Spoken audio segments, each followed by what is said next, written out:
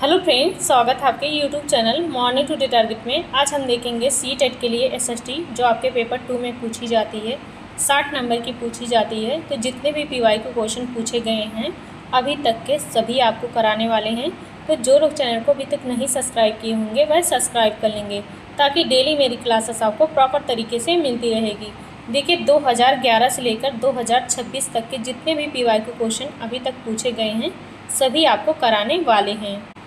और देखिए आपको सीडीपी और हिंदी के भी क्वेश्चन कराने वाले हैं।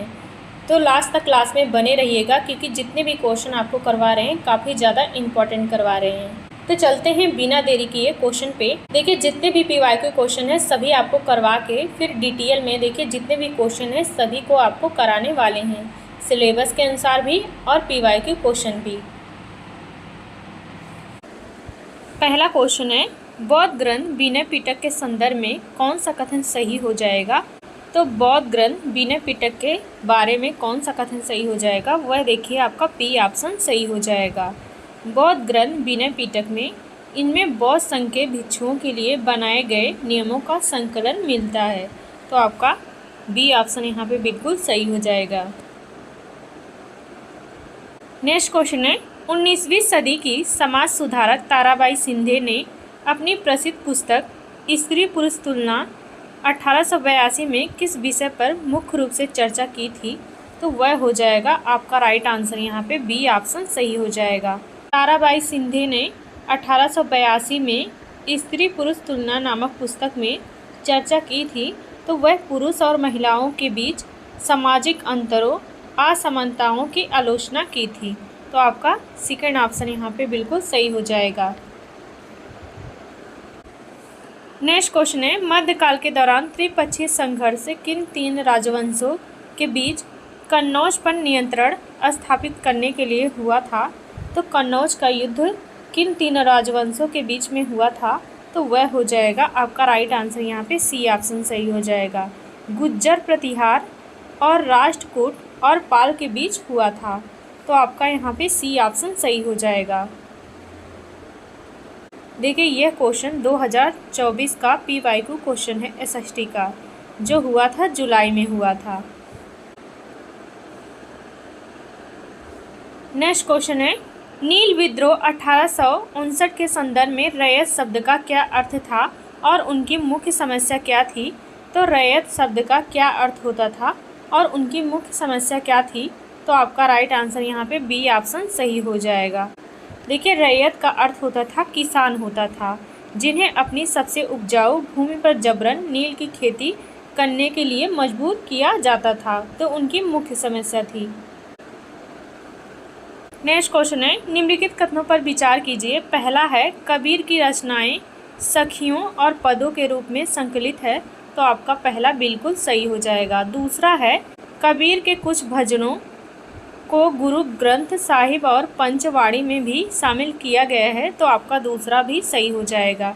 यहाँ पे दोनों सही हो जाएगा, ए बी दोनों सही हो जाएगा। तो आपका यहाँ पे सी ऑप्शन सही हो जाएगा। नेक्स्ट क्वेश्चन है, इतिहास में अभिलेखागार का मुख्य रूप से उपयोग किस लिए किया जाता था। तो अभिलेखागार का उपयोग मुख्य रूप से किस लिए किया जाता था। तो आपका राइट आंसर यहाँ पे बी ऑप्शन सही हो जाएगा।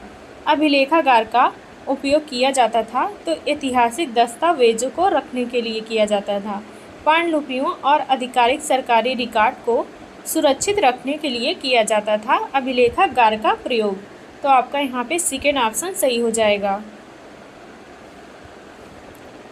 नेक्स्ट क्वेश्चन है, वीर शैव आंदोलन 12वीं सदी कर्नाटक के संदर्भ में बसवन्ना और उनके साथियों ने किस अवधारणा को पूरे जोर से समर्थन किया था।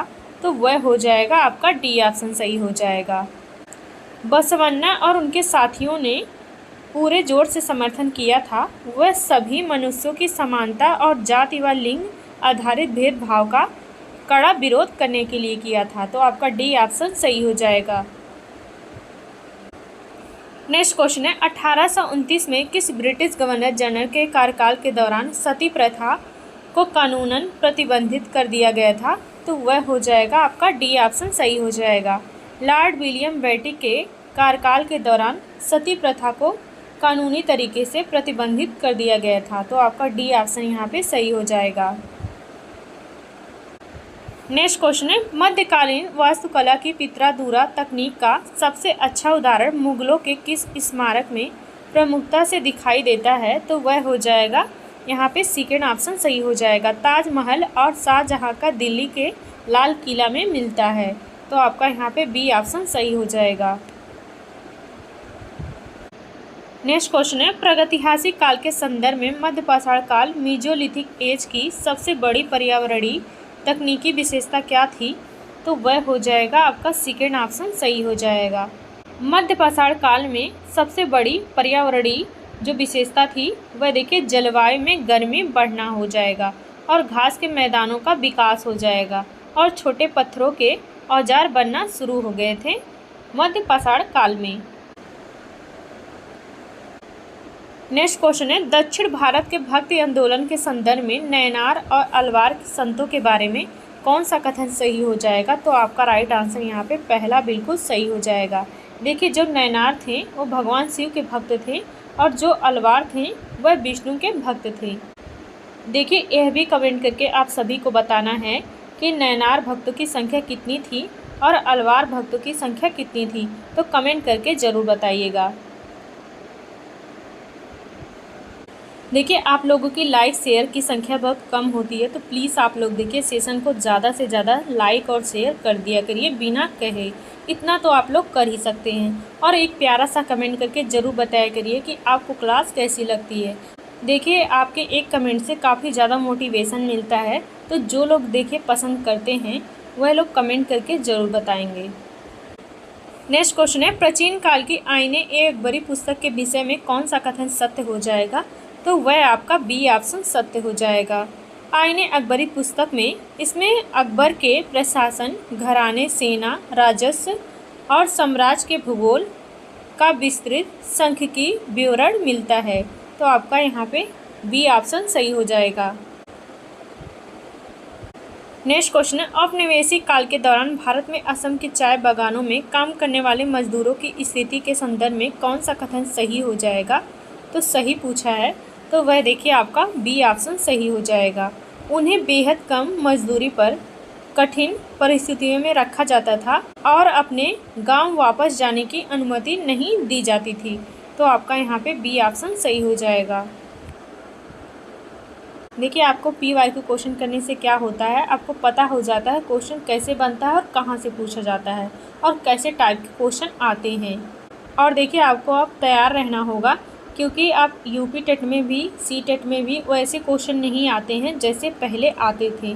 तो आपको देखिए कड़ी तैयारी करनी पड़ेगी अपनी, तभी आपका CTET निकल पाएगा। नहीं तो देखिए बहुत लोग 2 से 3 बार या 4 बार भी CTET दे चुके हैं, उनका नहीं क्लियर हो पा रहा है। इसलिए आप भी ऐसी गलती मत कीजिए। देखिए जितने भी लोग पेपर 2 की तैयारी कर रहे हैं SST की, तो आपका 60 नंबर का पूछा जाता है, तो काफ़ी ज़्यादा रोल होता है पेपर 2 पास करने में SST का। तो इसको देखिए अच्छे से पढ़ डालिए, अच्छे से निचोड़ डालिए, ताकि आपको एग्ज़ाम हॉल में कोई दिक्कत ना हो। इसलिए देखिए 2011 से लेकर जितने भी क्वेश्चन पूछे गए हैं 2026 तक के SST के सभी आपको कराने वाले हैं। तो चैनल को सब्सक्राइब कर लीजिएगा ताकि एक भी मेरी क्लासेस छूटे ना। और देखिए साथ में आपको CDP भी कराने वाले हैं और हिंदी भी कराने वाले हैं साथ में। तो चैनल को ज़रूर सब्सक्राइब कर लीजिएगा ताकि डेली मेरी क्लासेस आपको मिलती रहे। नेक्स्ट क्वेश्चन देखते हैं। देखिए प्राचीन भारत में मगध साम्राज्य के अत्यंत शक्तिशाली और समृद्ध होने का मुख्य भौगोलिक कारण क्या था? तो प्राचीन भारत में मगध साम्राज्य के अत्यंत शक्तिशाली और समृद्ध होने का मुख्य भौगोलिक कारण क्या हो जाएगा? तो वह हो जाएगा आपका राइट आंसर यहाँ पे बी ऑप्शन सही हो जाएगा। गंगा और सोन नदियों का प्रवाह, जिसमें परिवहन, जल आपूर्ति और भूमि का उपजाऊपन सुनिश्चित होता था। तो मगध साम्राज्य का अत्यंत शक्तिशाली होने का भौगोलिक कारण हो जाएगा कि गंगा और सोन नदियों का प्रवाह था, जिसमें परिवहन, जल आपूर्ति और भूमि का उपजाऊपन सुनिश्चित होता था। तो आपका यहाँ पे सेकंड ऑप्शन सही हो जाएगा। नेक्स्ट क्वेश्चन है, स्वदेशी आंदोलन 1905 की शुरुआत मुख्य रूप से किस ब्रिटिश नीति के विरोध में हुई थी? तो वह हो जाएगा आपका यहाँ पे थर्ड ऑप्शन सही हो जाएगा, लॉर्ड कर्जन द्वारा किए गए बंगाल के विभाजन के विरोध में हुई थी। तो आपका यहाँ पे तीसरा ऑप्शन सही हो जाएगा। नेक्स्ट क्वेश्चन है, हड़प्पा सभ्यता के नगरों में पाए जाने वाले महान स्नानागार ग्रेट बाथ के संदर्भ में कौन सा कथन सही हो जाएगा? तो वह देखिए आपका यहाँ पे बी ऑप्शन सही हो जाएगा। हड़प्पा सभ्यता के महान स्नानागार पाए गए थे तो मोहनजोदड़ो में पाए गए थे। और देखिए ये मोहनजोदड़ो में बना था जिसे ईंट और प्लास्टर से बनाया गया था और चारकोल की परत से वाटरप्रूफ किया गया था। तो आपका यहाँ पे बी ऑप्शन सही हो जाएगा। नेक्स्ट क्वेश्चन है, भारतीय राष्ट्रीय कांग्रेस की स्थापना 1885 में हुई थी। प्रारंभिक दौर में नरमपंथियों की मुख्य राजनीतिक मांग क्या थी? तो वह हो जाएगा आपका यहाँ पे बी ऑप्शन सही हो जाएगा। तो प्रारंभिक दौर में नरमपंथियों की मुख्य मांग थी विधान परिषदों में भारतीयों को अधिक प्रतिनिधित्व देना और प्रशासनिक पदों का भारतीयकरण करना हो जाएगा। तो आपका यहाँ पे सेकेंड ऑप्शन सही हो जाएगा। नेक्स्ट क्वेश्चन है, सूफी मत के संदर्भ में खान का शब्द का क्या तात्पर्य हो जाएगा? तो आपका यहाँ पे फर्स्ट आंसर सही हो जाएगा। सूफी संतों की सराय या वे स्थान जहाँ वे अक्सर बैठकर आध्यात्मिक चर्चाएं करते थे। खान का देखिए वह होता था जहाँ सूफी संत बैठकर आध्यात्मिक चर्चाएं करते थे। नेक्स्ट क्वेश्चन है, पंडिता रामाबाई द्वारा पुणे में स्थापित शारदा सदन का मुख्य उद्देश्य क्या था? तो वह हो जाएगा यहाँ पे इसका बी ऑप्शन सही हो जाएगा।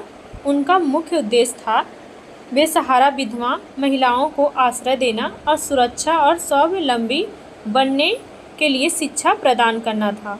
तो आपका यहाँ पे बी ऑप्शन सही हो जाएगा। नेक्स्ट क्वेश्चन है, औपनिवेशिक काल के दौरान वुड्स डिस्पैच 1854 का संबंध मुख्य रूप से किससे था? तो वह हो जाएगा आपका राइट आंसर यहाँ पे बी ऑप्शन सही हो जाएगा। भारत में यूरोपीय शिक्षा प्रणाली और व्यवहारिक रोजगार उन्मुखी शिक्षा नीति लागू करने से था। तो आपका राइट आंसर यहाँ पे सेकेंड ऑप्शन सही हो जाएगा। औपनिवेशिक काल के दौरान वुड्स डिस्पैच का मुख्य रूप से संबंध था तो भारत में यूरोपीय शिक्षा प्रणाली लागू करना था और व्यवहारिक रोजगार उन्मुखी शिक्षा नीति लागू करना था। तो आपका यहाँ पे बी ऑप्शन सही हो जाएगा। नेक्स्ट क्वेश्चन है, कर्क रेखा ट्रॉपिक ऑफ कैंसर भारत के किस राज्य समूह से होकर गुजरती है? तो वह हो जाएगा ऑप्शन यहाँ पे डी हो जाएगा। देखिए कर्क रेखा 8 राज्यों से होकर गुजरती है। गुजरात, राजस्थान, मध्य प्रदेश, छत्तीसगढ़, झारखंड, पश्चिम बंगाल और त्रिपुरा मिजोरम से होकर गुजरती है। यह क्वेश्चन देखिए काफ़ी ज़्यादा पूछा जाता है। नेक्स्ट क्वेश्चन है, यदि भारत के मानक समय अनुसार सुबह के 10:30 बजे हैं तो लंदन 0 डिग्री ग्रीनविच पर वास्तविक समय क्या हो जाएगा? तो वह देखिए सुबह के 5 बजे होंगे। तो आपका यहाँ पे बी ऑप्शन सही हो जाएगा। देखिए भारत का मानक समय लंदन से 5.5 घंटे आगे होता है, इसलिए सुबह का 5 बज जाएगा। नेक्स्ट क्वेश्चन है, वनस्पति के वितरण और प्रकार को निर्धारित करने वाले 2 सबसे महत्वपूर्ण कारक कौन से हो जाएंगे? तो वह हो जाएगा तापमान और नमी हो जाएगा। तो आपका यहाँ पे राइट आंसर सेकेंड ऑप्शन सही हो जाएगा। वनस्पति के वितरण और प्रकार को निर्धारित करने वाले 2 सबसे महत्वपूर्ण कारक होते हैं तो तापमान और नमी होते हैं। नेक्स्ट क्वेश्चन है, रूपांतरित चट्टानों मेटामॉर्फिक रॉक्स के निर्माण के संदर्भ में कौन सा कथन पूरी तरीके से सत्य हो जाएगा? तो आपका देखिए यहाँ पे फर्स्ट आंसर सही हो जाएगा। आग्नेय और अवसादी चट्टानें अत्यधिक उच्च दाब और उच्च तापमान के कारण रूपांतरित चट्टानों में बदल जाती हैं। तो आपका राइट आंसर यहाँ पे पहला बिल्कुल सही हो जाएगा। नेक्स्ट क्वेश्चन है, ज्वार भाटा आने का मुख्य खगोलिक कारण क्या हो जाएगा? तो वह देखिए आपका फर्स्ट आंसर सही हो जाएगा। ज्वार भाटा आने का मुख्य कारण हो जाएगा सूर्य और चंद्रमा के शक्तिशाली गुरुत्वाकर्षण बल के कारण महासागरीय जल का ऊपर उठना और गिरना हो जाएगा। यह ज्वार भाटा का मुख्य कारण हो जाएगा। नेक्स्ट क्वेश्चन है, मृदा संरक्षण सॉइल कंजर्वेशन की मल्चिंग विधि के अंतर्गत क्या किया जाता है? तो वह देखिए आपका यहाँ पे बी ऑप्शन सही हो जाएगा। मृदा संरक्षण मल्चिंग में क्या किया जाता है? इसमें देखिए पौधे के बीच की खाली जमीन को भूसे या जैविक पदार्थों की एक परत से ढक दिया जाता है ताकि नमी बनी रहे। देखिए गाँव में ऐसा अक्सर लोग करते हैं। नेक्स्ट क्वेश्चन है जल चक्र वाटर सर्कल की सही क्रमिक प्रक्रिया क्या हो जाएगी? तो वह देखिए वाष्पीकरण, संघनन और वर्षण हो जाएगी। तो आपका यहाँ पे बी ऑप्शन सही हो जाएगा। नेक्स्ट क्वेश्चन है भूमध्य सागरीय वनस्पति किस मुख्य विशेषता के लिए विश्व भर में प्रसिद्ध है?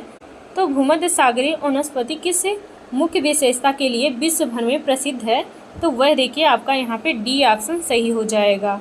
यहाँ शुष्क ग्रीष्म ऋतु होती है और यहाँ खट्टे फलों जैसे संतरा, अंगूर, नींबू की खेती बड़े पैमाने पे की जाती है। नेक्स्ट क्वेश्चन है लौह अयस्क और कोयला किस प्रकार के संसाधनों के अंतर्गत आते हैं? तो वह हो जाएगा आपका यहाँ पे बी ऑप्शन सही हो जाएगा। अनवीनीकरण संसाधन होते हैं। लौह अयस्क और कोयला जो होते हैं वह अनवीनीकरण संसाधन होते हैं और देखिए वह सीमित मात्रा में पाए जाते हैं। उनका भंडार सीमित होता है, वह सीमित संसाधन होते हैं। नेक्स्ट क्वेश्चन है सिलिकॉन घाटी, सिलिकॉन वैली जो सूचना प्रौद्योगिकी का विश्व केंद्र है, कहाँ स्थित है? तो आपका राइट आंसर यहाँ पे बी ऑप्शन सही हो जाएगा। सिलिकॉन घाटी और सूचना प्रौद्योगिकी का विश्व केंद्र है वह कैलिफोर्निया है और यह संयुक्त राज्य अमेरिका में स्थित है। नेक्स्ट क्वेश्चन है भारतीय संविधान के किस भाग को अक्सर संविधान की अंतरात्मा कहा जाता है? तो वह हो जाएगा आपका डी ऑप्शन, मौलिक अधिकारों को कहा जाता है। संविधान में मौलिक अधिकारों को संविधान की अंतरात्मा कहा जाता है। तो आपका डी ऑप्शन सही हो जाएगा। नेक्स्ट क्वेश्चन है भारतीय संसद के शून्यकाल जीरो हर का वास्तविक अर्थ क्या होता है? तो आपका राइट आंसर यहाँ पे पहला बिल्कुल सही हो जाएगा। संसद के शून्यकाल का अर्थ होता है प्रश्नकाल के तुरंत बाद का समय होता है जब संसद बिना किसी पूर्व सूचना के अत्यंत महत्वपूर्ण लोकहित के प्रश्न उठा सकते हैं। तो आपका फर्स्ट आंसर सही हो जाएगा। नेक्स्ट क्वेश्चन है हसियाकरण का शिकार करने वाले समुदायों जैसे आदिवासी और अल्पसंख्यक के अधिकारों की रक्षा के लिए सरकार क्या उपाय करती है? तो हसियाकरण का शिकार होने वाले समुदायों जैसे आदिवासी और अल्पसंख्यक के अधिकारों की रक्षा करने के लिए सरकार क्या उपाय करती है? तो आपका राइट आंसर यहाँ पे देखिए डी ऑप्शन सही हो जाएगा। शैक्षणिक संस्थानों और सरकारी नौकरियों के आरक्षण तथा विशेष सुरक्षात्मक नीतियाँ प्रदान करती है सरकार। तो आपका राइट आंसर यहाँ पे डी ऑप्शन सही हो जाएगा।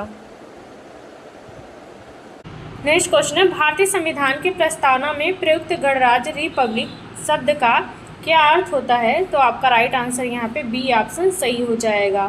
भारत का राष्ट्र प्रमुख राष्ट्रपति होता है भारतीय संविधान की प्रस्तावना में और यह एक निर्वाचित प्रतिनिधि होता है।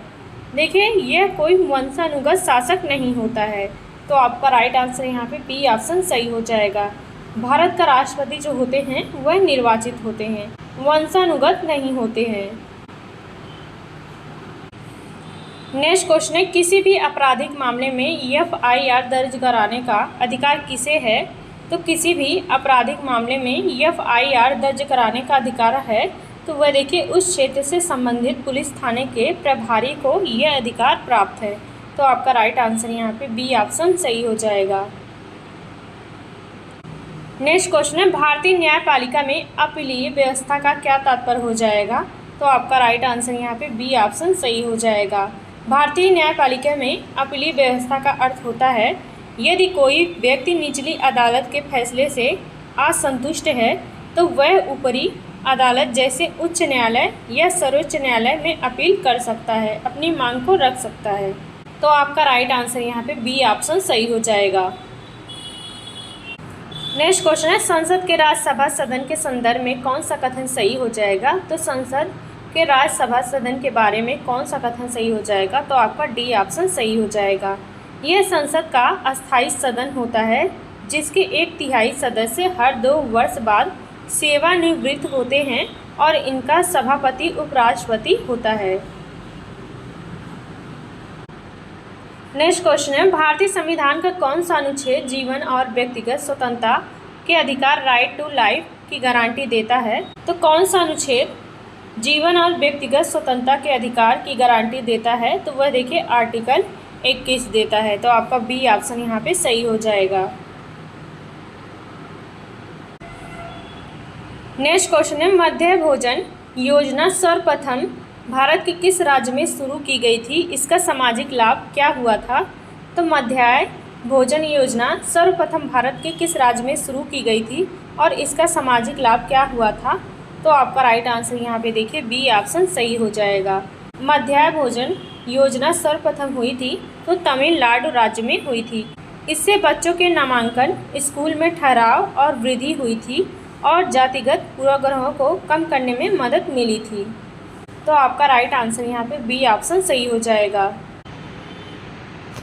नेक्स्ट क्वेश्चन है, नगर पालिका या स्थानीय नगर निगम का मुख्य प्रशासनिक अधिकारी कौन होता है? तो नगर पालिका या स्थानीय नगर निगम के मुख्य प्रशासनिक अधिकारी कौन होता है?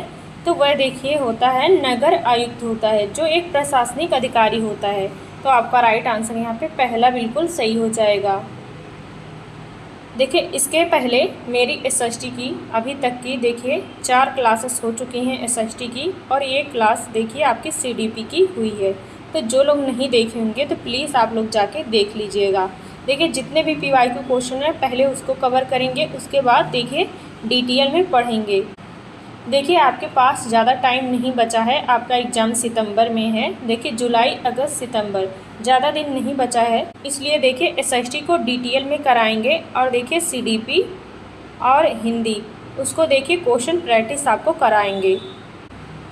नेक्स्ट क्वेश्चन देखते हैं, सामाजिक विज्ञान की कक्षा में सहानुभूति और सामाजिक संवेदनशीलता विकसित करने के लिए सबसे प्रभावी गतिविधि कौन सी हो जाएगी? तो आपका राइट आंसर यहाँ पे बी ऑप्शन सही हो जाएगा। सामाजिक विज्ञान की कक्षा में सहानुभूति और सामाजिक संवेदनशीलता विकसित करने की सबसे अच्छी विधि हो जाएगी किसी वंचित या हसीयकृत समुदाय के वास्तविक जीवन पर आधारित भूमिका निर्वाह हो जाएगा, रोल प्ले हो जाएगा या केस स्टडी पर चर्चा करना हो जाएगा। तो आपका राइट आंसर यहाँ पे बी ऑप्शन सही हो जाएगा। नेक्स्ट क्वेश्चन है, सामाजिक विज्ञान शिक्षा में समस्या समाधान विधि प्रॉब्लम सॉल्विंग मेथड का पहला और अनिवार्य चरण कौन सा होता है? तो सामाजिक विज्ञान शिक्षण में समस्या समाधान विधि का पहला अनिवार्य चरण कौन सा होता है? तो वह देखिए आपका राइट आंसर यहाँ पे बी ऑप्शन सही हो जाएगा। समस्या की पहचान करना होता है पहला चरण और उसे स्पष्ट रूप से परिभाषित करना होता है। तो आपका बी ऑप्शन सही हो जाएगा। देखिए आपके एसएसटी सीटेट में जो पेडागोजी पूछी जाती है पेपर 2 में वह 20 नंबर की पूछी जाती है और 40 नंबर में देखिए पूछा जाता है हिस्ट्री, जियोग्राफी और पॉलिटी पूछा जाता है 40 नंबर में, और 20 नंबर की पेडागोजी आती है। तो इसको भी देखिए कर लीजिएगा क्योंकि काफ़ी ज़्यादा इम्पॉर्टेंट है। नेक्स्ट क्वेश्चन है, इतिहास की कक्षा में भ्रांतियों या पूर्वाग्रहों को दूर करने का सबसे वैज्ञानिक तरीका क्या हो जाएगा? तो वह हो जाएगा आपका सी ऑप्शन सही हो जाएगा। एकाधिक स्रोतों और साक्ष्यों जैसे शिलालेख, पुरातात्विक साक्ष्य, समकालीन दस्तावेज का आलोचनात्मक विश्लेषण करना हो जाएगा। तो आपका राइट आंसर यहाँ पे सी ऑप्शन सही हो जाएगा।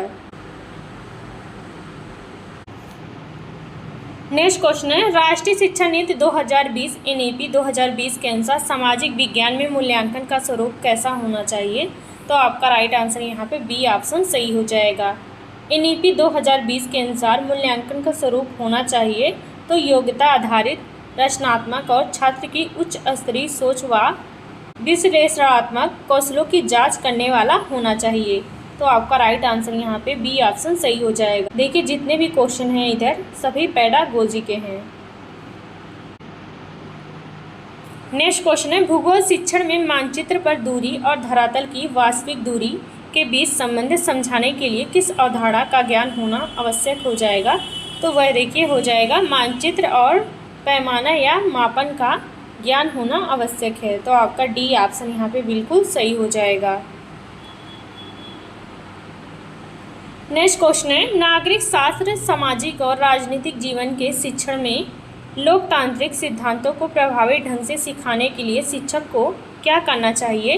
तो नागरिक शास्त्र सामाजिक और राजनीतिक जीवन के शिक्षण में लोकतांत्रिक सिद्धांतों को प्रभावी ढंग से सिखाने के लिए एक शिक्षक को क्या करना चाहिए? तो वह देखिए आपका बी ऑप्शन सही हो जाएगा। एक शिक्षक को कक्षा को एक लोकतांत्रिक मंच बनाना चाहिए जहां छात्र बिना डरे सवाल पूछ सके और चर्चा कर सके। तो आपका राइट आंसर यहाँ पे बी ऑप्शन बिल्कुल सही हो जाएगा। नेक्स्ट क्वेश्चन है, रचनात्मक मूल्यांकन फॉर्मेटिव असेसमेंट का मुख्य शैक्षणिक लाभ क्या होता है? तो आपका राइट आंसर यहाँ पे डी ऑप्शन सही हो जाएगा।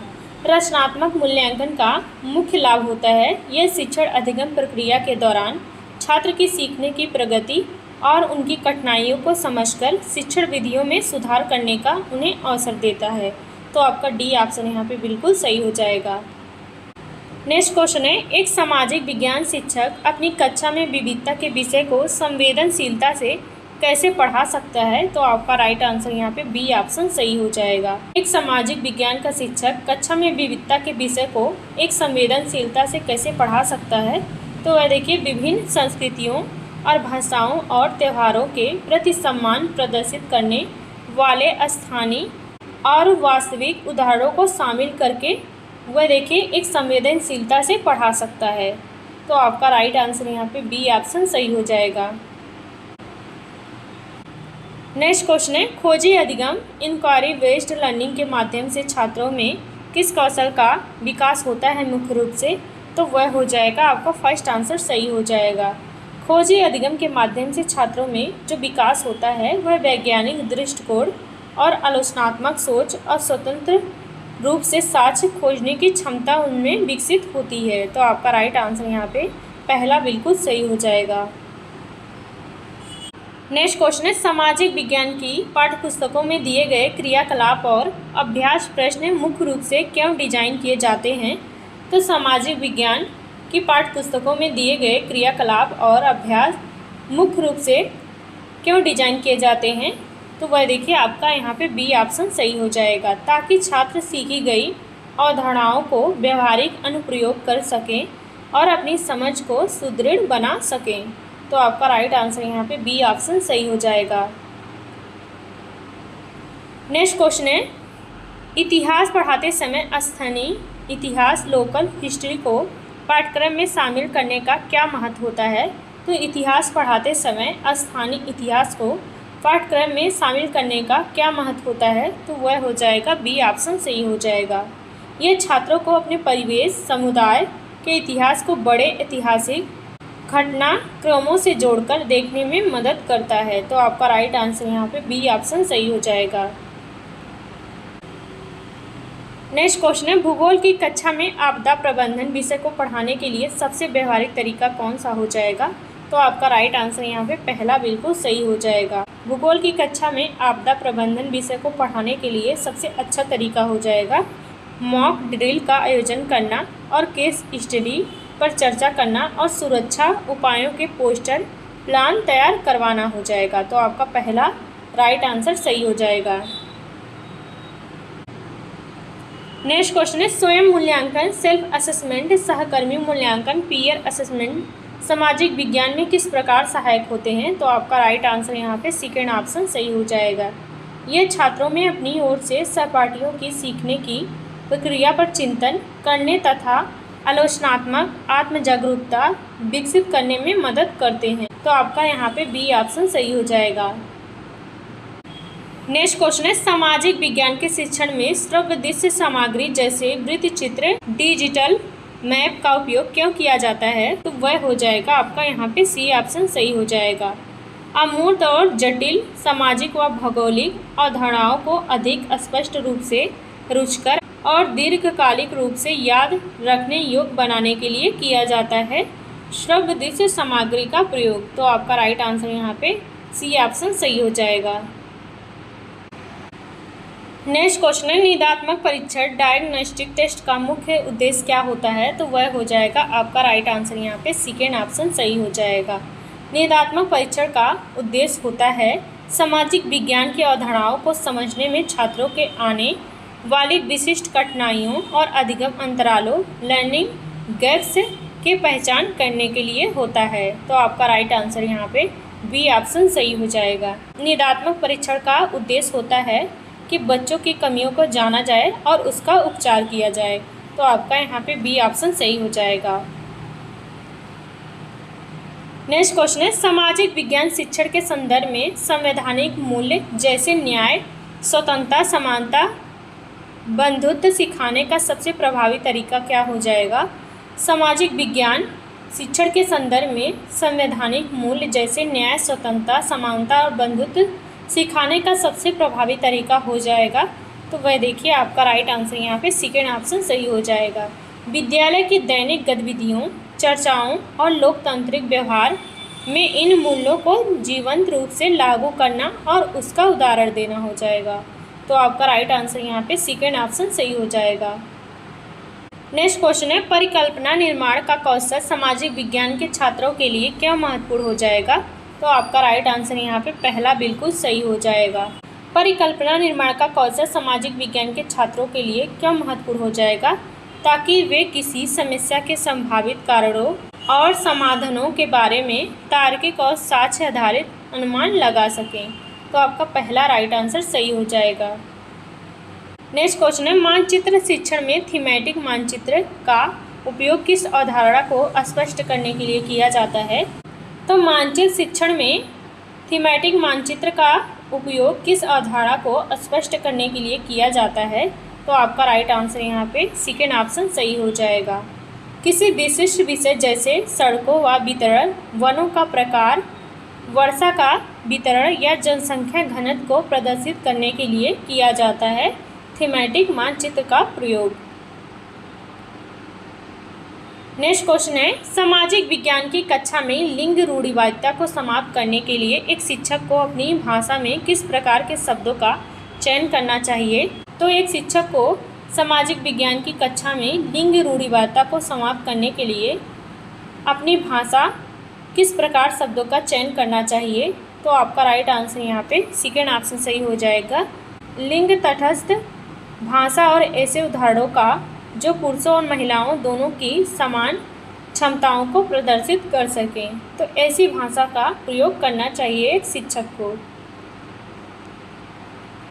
देखिए इस क्लास का लास्ट क्वेश्चन है, तो एक प्यारा सा कमेंट करके ज़रूर बताइएगा आज की क्लास आपको कैसी लगी। और देखिए ऐसे ही आप लोग साथ बनाए रहेंगे तो जितने भी PYQ क्वेश्चन हैं सभी आपको करवा देंगे। और इसके पहले जितनी भी मेरी SST और एक देखिए CDP की क्लास हुई है तो उसको जाके ज़रूर देख लीजिएगा। नेक्स्ट क्वेश्चन देखते हैं, सामाजिक विज्ञान के किसी प्रोजेक्ट के मूल्यांकन के लिए रूब्रिक्स का उपयोग करने का सबसे बड़ा लाभ क्या होता है? तो सामाजिक विज्ञान की किसी प्रोजेक्ट के मूल्यांकन के लिए रूब्रिक्स का उपयोग करने का सबसे बड़ा लाभ क्या होता है? तो आपका राइट आंसर यहाँ पे देखिए डी ऑप्शन सही हो जाएगा। ये छात्रों को मूल्यांकन के स्पष्ट, पारदर्शी और वस्तुनिष्ठ क्राइटेरिया की जानकारी देता है जिससे वे अपने काम में सुधार कर सकें। तो आपका डी ऑप्शन यहाँ पे बिल्कुल सही हो जाएगा। देखिए आज के लिए बस इतना ही, मिलते हैं नेक्स्ट क्लास में। ऐसे ही करके आपको सभी PYQ क्वेश्चन करवा देंगे। तो चैनल को सब्सक्राइब कर लीजिएगा ताकि एक भी मेरी क्लासेस मिस ना हो। तो मिलते हैं नेक्स्ट क्लास में।